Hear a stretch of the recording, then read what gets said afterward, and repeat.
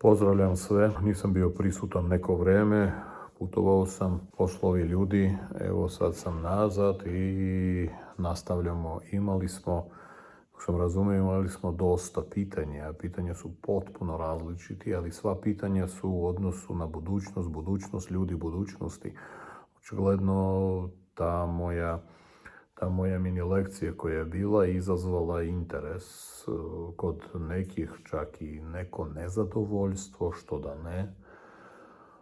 Ali što ja mogu da kažem, da li smo zadovoljni, nezadovoljni, hoćemo, nećemo, želimo ovako, želimo onako, bit će onako kako je planirano.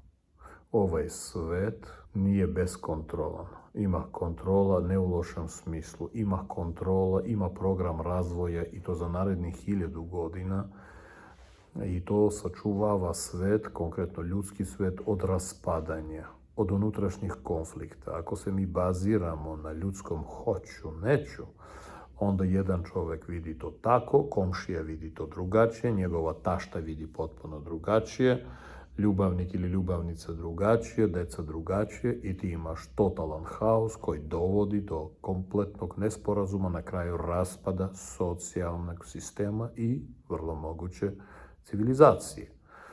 Tako da naše današnje hoću, neću, sviđa mi se, ne sviđa mi se, kad tad postaće irelevantno, čak i u zajednici.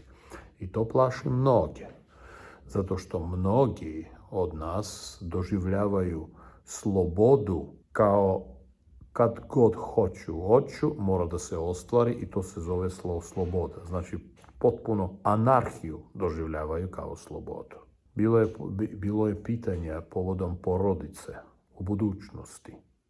Ja sam već govorio, ću reći, ide modifikacije porodice, već ide ceo program raspada porodice kao socijalne male jedinice. Molim vas, poslušajte ne emocionalno, ako može, nego razumom.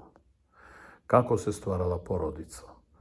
Nekada crkva, najnaprednija struktura, trebalo da formira socijalnu sredinu, znači sredinu ljudi.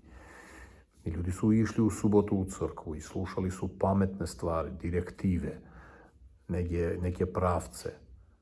Rađali su decu. Mnogo dece se rađalo, pola od te dece je umiralo zbog raznoraznih stvari, što bolesti, što rada, zbog nasilja. Ali kako se vaspitavalo to dete u porodici? Ono što je roditelj čuo u crkvi, on je prenosio deci. Znači, porodica je zatvoreni mali sistem, bila forma male crkve. I zahvaljujući tome se formirao mentalitet, tradicija, narod. Znači, jednom nedeljno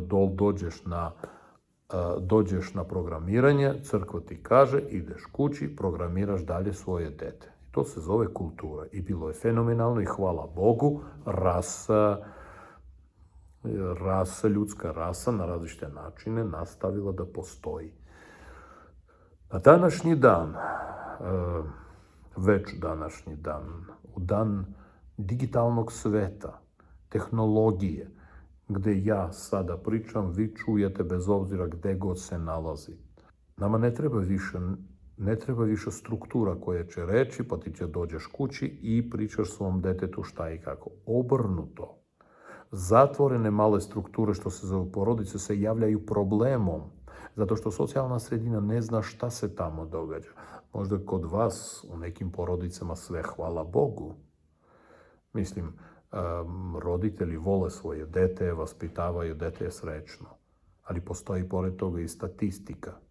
Statistika koja se događa, kakva haos, katastrofa i užas se događa procentualno u zatvorenim porodicama. Zbog, na primjer, alkoholizma oca, zbog nesređenosti majke, zbog kompleksa koje vuku roditelji, zbog apsolutnog nerazumevanja roditelja između sebe itd. I da se to prekine, onda institucija porodice kao zatvorenog sistema formiranja čoveka mora da nestane.